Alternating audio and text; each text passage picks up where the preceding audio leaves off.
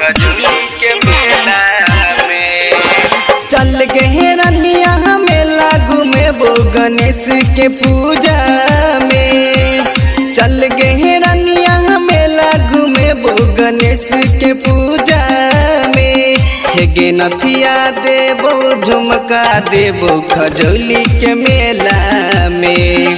हेगे नथिया देबो झुमका देबो खजूली के मेला में। चल गए रनिया मेला घूमे वो गणेश के पूजा में। चल गए रनिया मेला घूमे वो गणेश के पूजा में। हेगे नथिया देबो झुमका देबो खजूली के मेला में। हेगे नथिया देबो झुमका देबो खजूली के मेला में। अच्छा अच्छा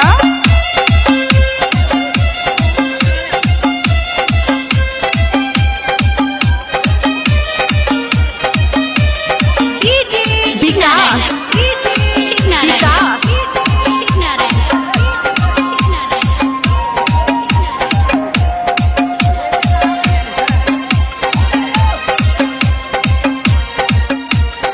अखन अहाँ सब सुन रहल छी रश्मा मराठ सँ गुप्ता म्यूजिक के प्रस्तुति।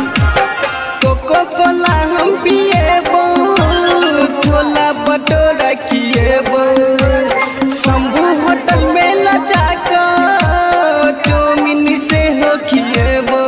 चल हट चौमिन से हो खिएबो। गे कोको कोला हम पिएबो, छोला भटूरा खिएबो, शंभू होटल में लजा कर चौमिन से हो खिएबो। गे शंभू होटल में लजा कर चौमिन से हो खिएबो। बारह मजा ये तई संगे झूला झूला में। गे बारह मजा ये तई संगे झूला झूला में। हेगे नथिया देबो झुमका देबो खजूली के मेला में। हेगे नथिया देबो झुमका देबो खजूली के मेला में। अरे जा जा खजूली के मेला में।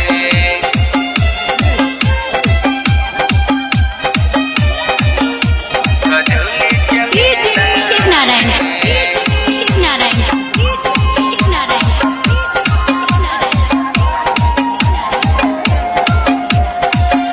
अपने सब सुन रहल छी डीजे विकास की प्रस्तुति। विकास की प्रस्तुति। गे राइटर प्रदीप ककिया तोड़ले तू मन। पंकज बेदर्दी ककिया कैले तू गुमान। ऐसे ना बोला कैले तू गुमान। गे राइटर प्रदीप ककिया तोड़ले तू मन। पंकज बेदर्दी पकिया तोड़ले तू गुमान। गे पंकज बेदर्दी ककिया तोड़ले तू मन। साजन संगे सेल्फी ली है सुक्की के फूला पर। अच्छा। गे चंदन संगे सेल्फी ली है सुक्की फूला पर। हेगे नथिया देबो झुमका देबो खजूली के मेला में। हेगे नथिया देबो झुमका देबो खजूली के मेला में। चल गए रनिया मेला घूमे वो गणेश के पूजा में। चल गए रनिया मेला घूमे वो गणेश के पूजा में। हेगे नथिया देबो झुमका देबो खजूली के मेला में। हेगे नथिया देबो झुमका देबो खजूली